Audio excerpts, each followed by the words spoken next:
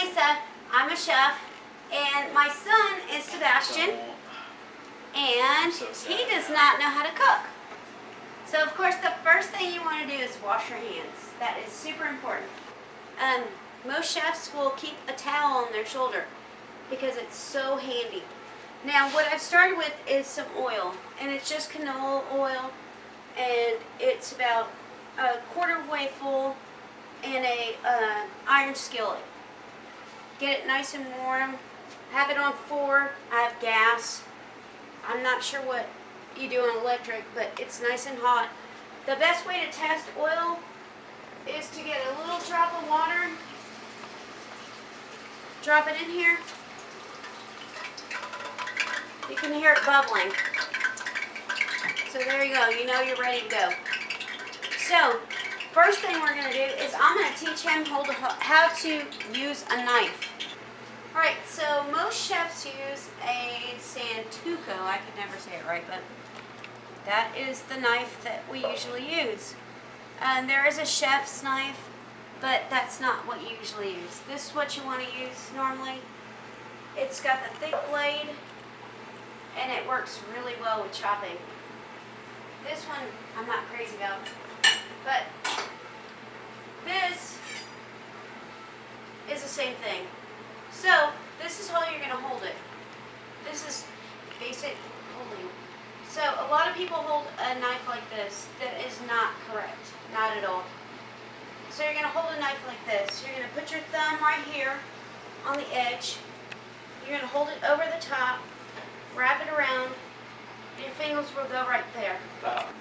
Another little great trick they taught me in culinary school was when you're cutting onions, take a toothpick and stick it in your mouth.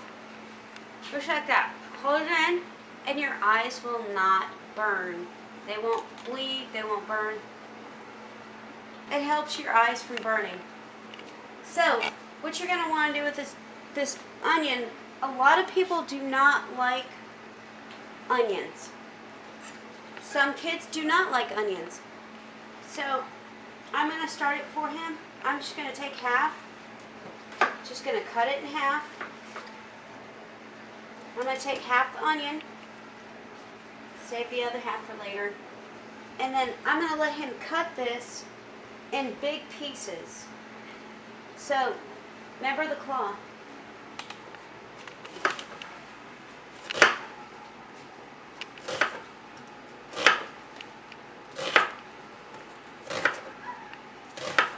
That'll work perfectly.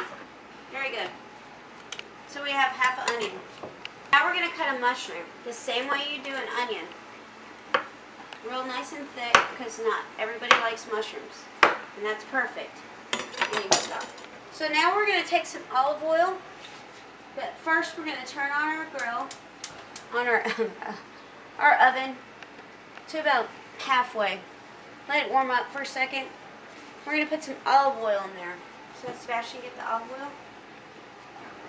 And I would just guess, about 2 tablespoons. So keep going. Two tablespoons. Just a little bit more. There we go. That looks about good. So you just kind of want to coat the bottom right now. And then we're going to let it warm up for a second.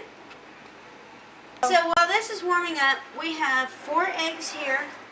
We have a cup of flour and a cup and a half of panko breadcrumbs. So I'm going to show him how to mix eggs. So you just want to kind of take your hand and rotate it in the right direction. So it would be clockwise. So you just keep doing it that way until it whips up.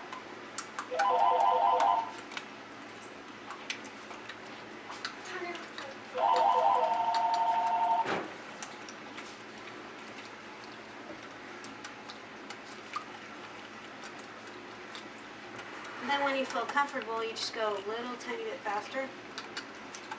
But you want to go clockwise. The oil is nice and warm right now, so we're going to put in our onions and our mushrooms that he's already cut.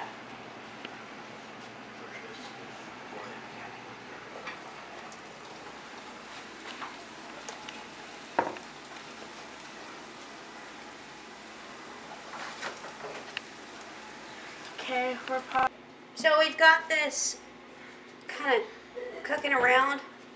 We're gonna mix it up just a little bit. There you go, perfect. So we've got it sizzling just a little bit here. Smells amazing. And I have salt and pepper mixed together. I always mix salt and pepper. It's sea salt and just black pepper. Mostly black pepper. And he's going to put a little bit in and mix it up. And now, while that's sizzling still, we're going to go do our other task. So let's turn the handle away from, there we go, away from the stove. In case you have little kids, just a habit, always turn your handle. If you leave them out, little kids can get them. And then now we're going to go to mixing the meat. Cut. Alright, so we have about 2 pounds of ground beef at 80-20. Some people will tell you to get lower fat. No, it doesn't work. You're not going to get the nice grease. So we're going to do 1 pound of ground beef, just half.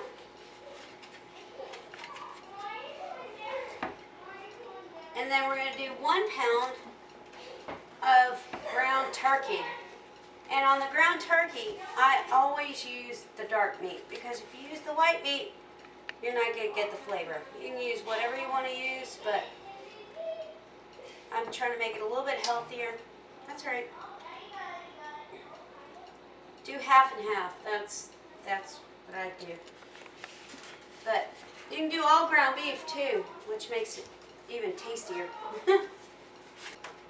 Okay, so we have the turkey, ground turkey, and the ground beef. And now we're going to start mixing it up. Put a little bit of sea salt in there for flavor.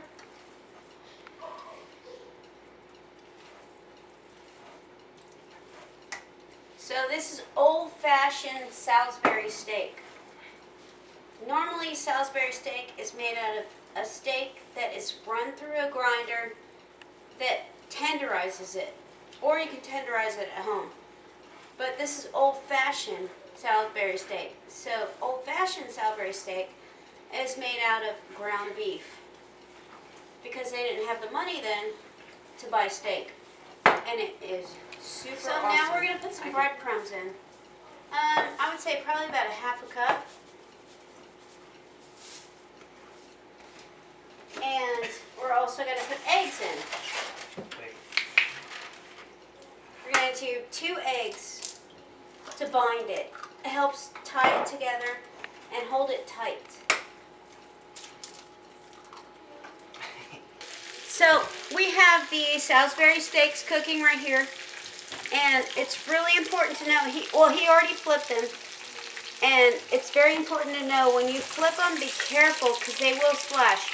Never ever push them down, because you're going to drain the flavor. So just flip them very softly. I always flip them on each other. That's what makes it so much easier. Flip them on each other. See how you flip them on each other? And, oh my gosh, if you could smell this right now, this butter. Oh, the smell is amazing. I smell butter, I smell onions, I smell mushrooms. Oh, goodness gracious. The smell is amazing. So right now he's working on the mashed potato ball. So he's going to put one in here. And what we did was we mixed up just regular mashed potatoes, however you want to make them. Exactly right. That's okay. Good enough.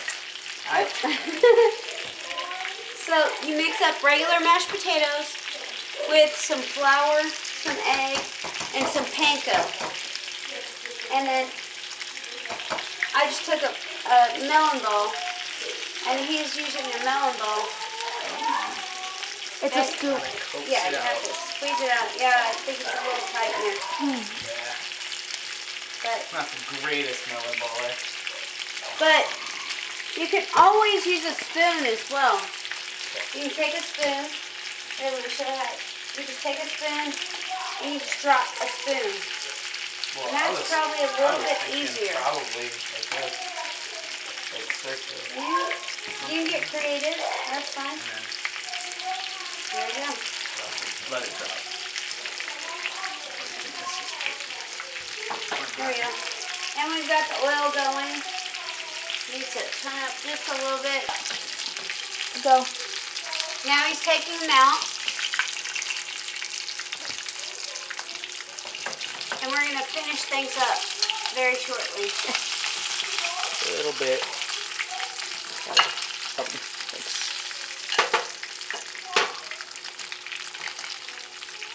Cut. Right, so we have some already made gravy, brown gravy, and we're going to pour it into our drippings. Now, of course, you're going to want to watch out because it gets crazy.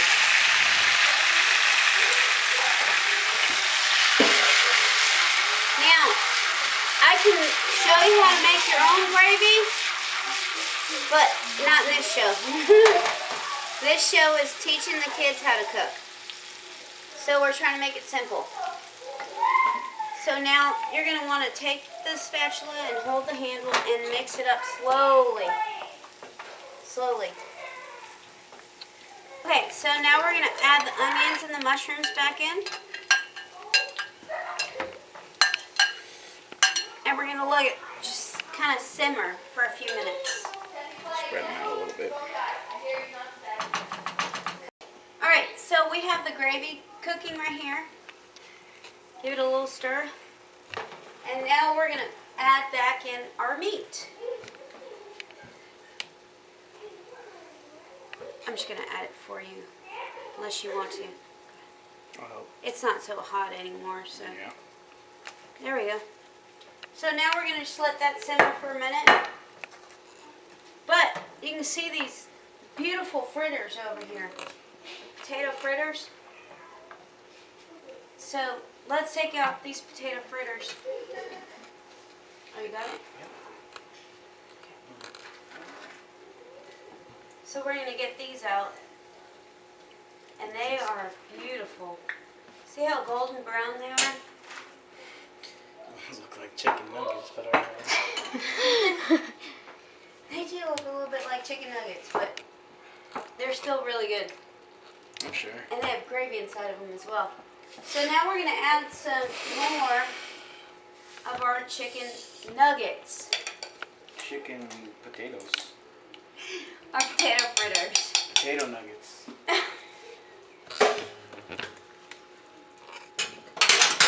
Caught it.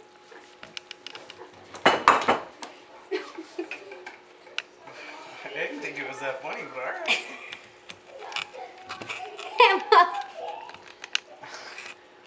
Okay. You know they're probably gonna have to edit that out. While he's doing the fritters, I was going to flip the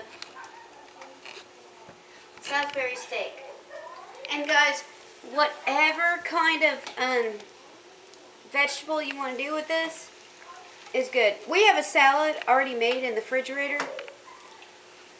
So, but you know, green beans go awesome. Whatever you want to do with that as far as vegetables go. But this is your main course, so you just add on to it. And then, of course, you got the heavy starch over here. So There's an onion on there. So this is our finished product. We have our Salisbury steak. We have our fritters, our potato fritters, and then I made salad on the side. And it looks beautiful. Now, the real test is to taste it. You ready to taste it? So now is the taste test.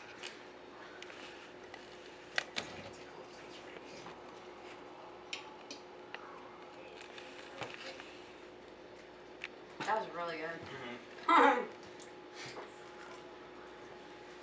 Super good. You just cut the fritter Very in half. tender. Oh my gosh. I told you. Mm. You cook them too long, man. And the best part about it is you can smash them in the face. Thank you. Peace out.